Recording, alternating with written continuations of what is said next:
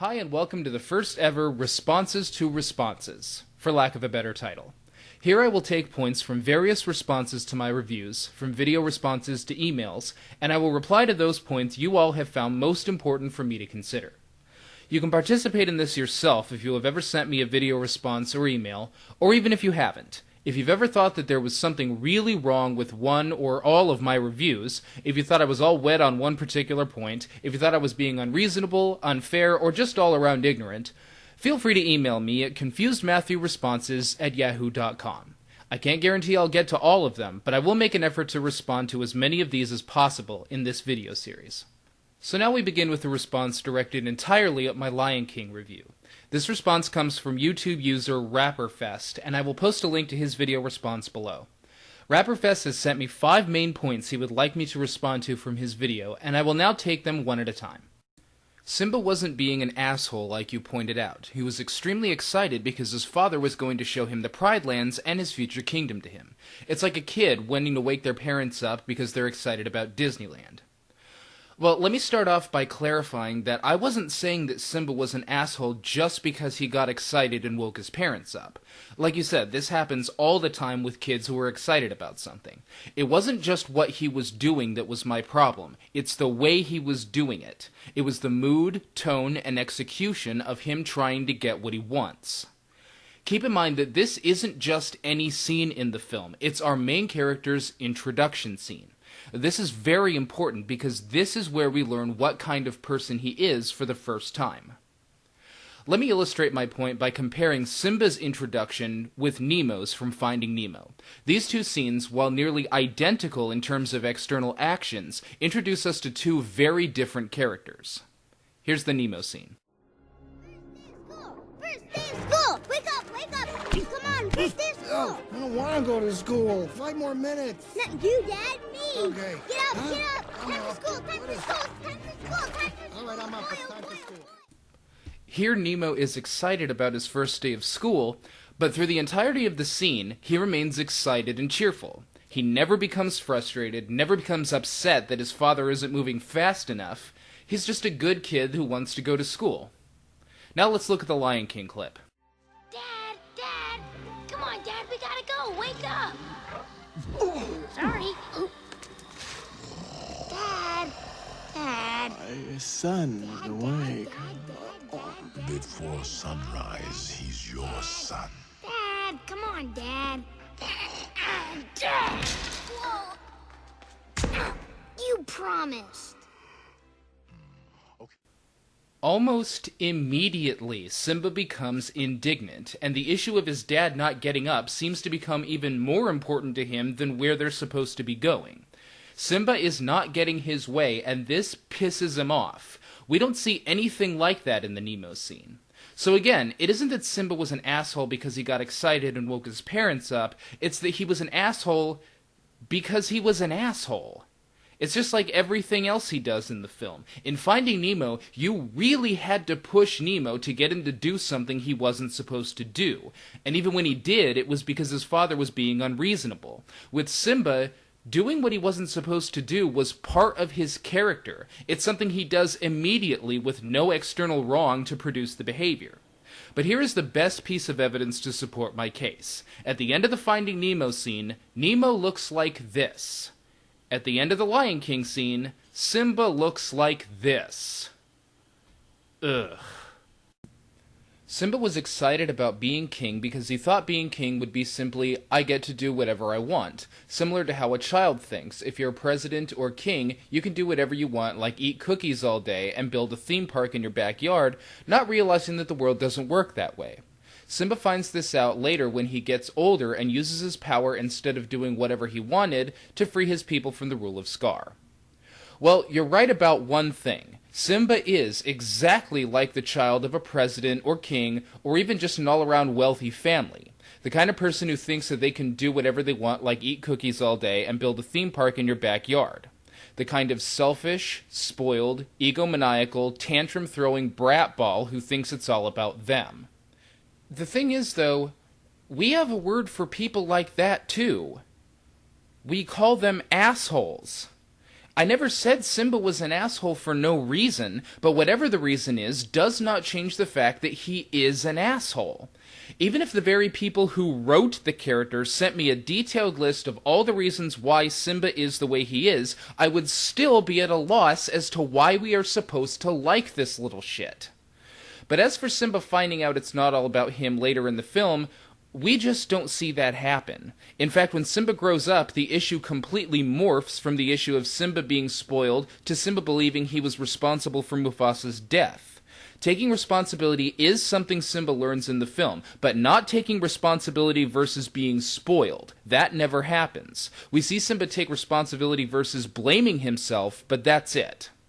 That is why I said that he doesn't grow, he just reboots. The issue of Simba being an asshole is never reconciled or addressed in the film, it's just buried. Simba brought Nala and Zazu to the elephant graveyard because he was extremely curious because he was mentioned not to go there. When you're young and someone mentions you shouldn't eat this candy, it's bad for you, or don't go there, often you're tempted to go against them because you're curious to see what all the big fuss is about. Simba didn't mean to put Nala and Zazu in danger, and he felt pretty shitty afterwards of getting them in that kind of situation.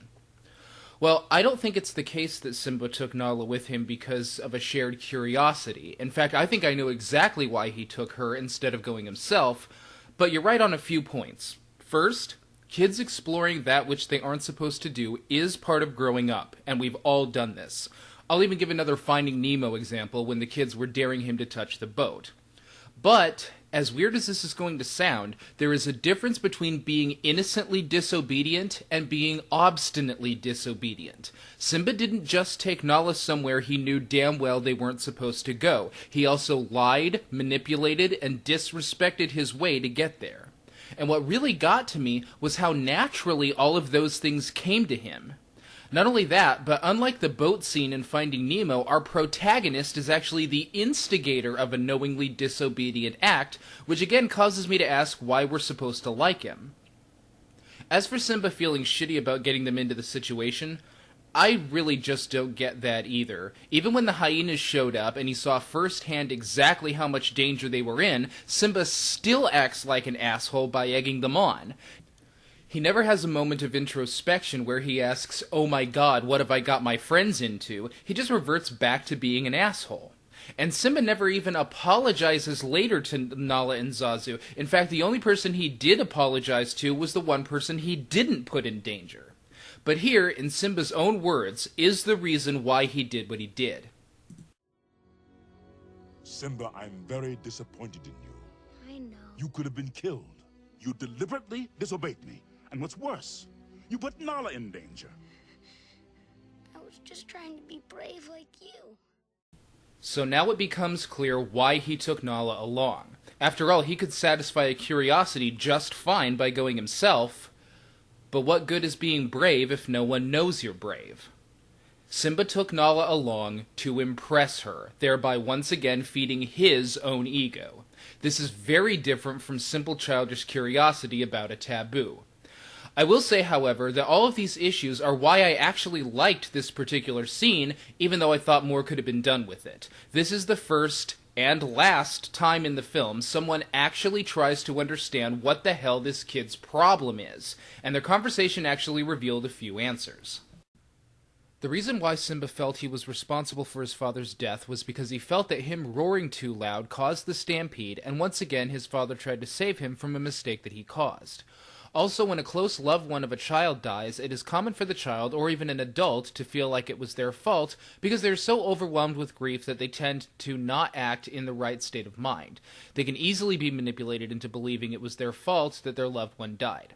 Well, I'm really glad you're bringing this up, because this is an objection I get a lot from my viewers.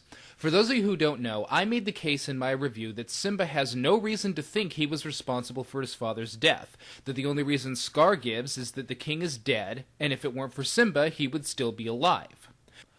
I made the case in my review that all that statement really boils down to is that if Simba hadn't needed rescuing, Mufasa would still be alive.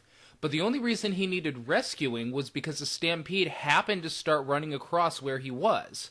So, it was either no one's fault, or if Scar really does want to start playing the blame game, then it was Scar's fault for putting Simba there in the first place. Now, what you're saying here is that Simba feels responsible for causing the stampede because he roared too loud. The problem here is that as far as Simba's roaring is concerned, Scar told him to do that too.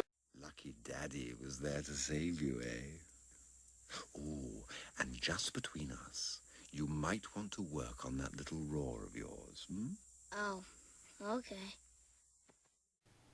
Now, I suppose it could be argued that Simba might still feel responsible because, after all, Scar didn't tell him to start roaring at that very moment. Or did he? Well, I'd better go get him. I'll go with you. No. No. Just stay on this rock. You wouldn't want to end up in another mess like you did with the hyenas. If someone told me that staying on this one particular spot would actually prevent me from getting into another mess, I would probably logically conclude that this is probably the best of all places to practice something loud. After all, it is in the middle of nowhere, where someone just suggested that I do so. No matter how many ways you look at this, there just isn't any legitimate reason for Simba to think he was responsible for this. Now, to illustrate the difference between a good way of doing this and a bad way of doing this, imagine for a moment that Mufasa had died not in the stampede, but when he went to save Simba from the hyenas. Here, everything they tried to do in this scene would have made sense, because Mufasa died due to something Simba was told not to do, as opposed to doing something he was told to do. But as for your last point, I will concede that this was the best possible time for Scar to try and make Simba feel he was responsible because his grief is new. I wouldn't go so far as to concede that I think it would work, but even if I did, just for the sake of argument, I would think this would work for, at most, a month. But there is no way something as vague and nonsensical as what Scar said to him would have him still saying he was responsible at the end of the film, with all the evidence clearly stacked against him in that view. Timon and Pumbaa aren't evil dicks. If anything, they helped Simba relieve his pain of his father's death by telling him not fuck it, but to relax, move forward with your life, and instead of dwelling on the past. Think of positive thoughts rather than negative thoughts, like looking at a glass half full instead of a glass half empty. When they laughed at Simba talking about the great kings of the past living in the stars, they weren't aware of where Simba was coming from. If someone told you that out of the blue, you would probably be thinking something somewhat similar. If they were really complete assholes who wanted to use Simba for their own personal gain and not really friends, then why did they help their friend in reclaiming his kingdom? Okay, I'll take these one at a time. First, the suggestion that Timon and Pumbaa were only telling him to relax and move forward just doesn't hold up when looking at the actual film. Here is the first thing they say to Simba after he wakes up. So, where you from? Who cares? I can't go back. Ah, you're an outcast. That's great. So are we. What'd you do, kid? Something terrible, but I don't want to talk about it. Good. We don't want to hear about it. So after telling him flat out that they don't want to hear about his problems, and that being an outcast is great, Timon then tells him specifically this. Look, kid, bad things happen, and you can't do anything about it, right? Right. Wrong! When the world turns its back on you, you turn your back on the world. Telling someone that they should deal with bad things happening by turning their back on the world is different than telling someone to relax and move forward in their life. Remember, Timon and Pumbaa have no idea what Simba's problem is, nor do they care. For them, if Simba is taking responsibility for anything, there's something wrong. The overall point of Hakuna Matata isn't just that you shouldn't dwell on the past. It's that you shouldn't dwell on the future either. Just live in the here and now and soak up as much lazy ignorance as you can. What they are telling him is that if you have no rules, no responsibilities, and no life, then you never have to feel bad about anything. It's no different than seeing a depressed kid and saying, "Oh, you're feeling bad? Here's some beer. Whenever you feel bad again, just drink this until you don't feel anything anymore." With regard to the issue of laughing at him, you had argued that they didn't know where he was coming from when they did so. Granted, but nobody knew where Timon and Pumbaa was coming from either when they suggested something as ridiculous as the stars being fireflies or big balls of gas burning billions of miles away, and I didn't hear any character laugh at either of them for it. So apparently these two can say stupid things, but Simba can't. Lastly, your question. If they were really complete assholes who wanted to use Simba for their own personal gain and not really friends, then why did they help their friend in reclaiming his kingdom? They wouldn't. This is why I accuse the film of being dishonest. In fact, the film never gives a reason why Timon and Pumbaa help him out at the end. Timon and Pumbaa were there because the writers wanted all the main characters to be there for the final act. But nothing justifies their presence here, as these two never did anything to demonstrate that they regarded Simba as a friend.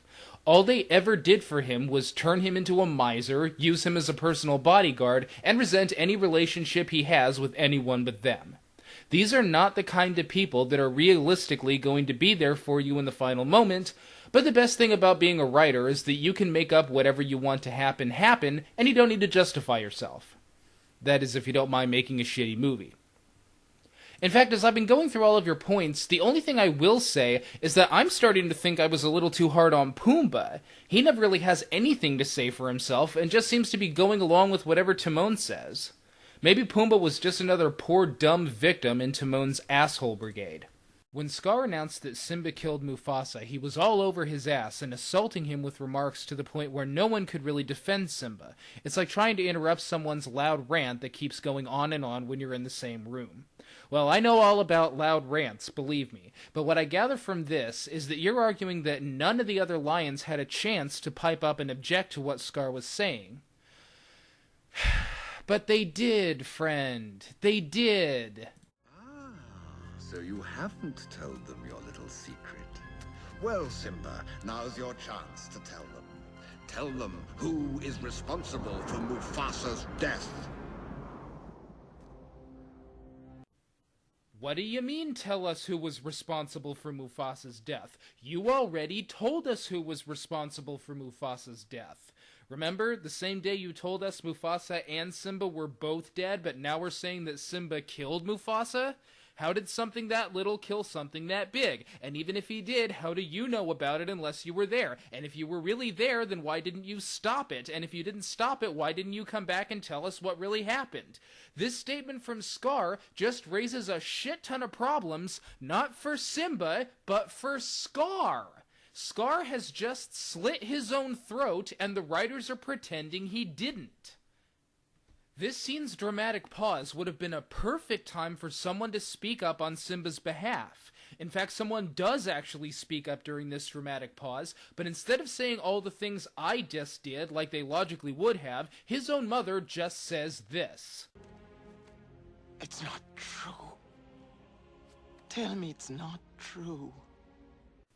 Lady, he's your son.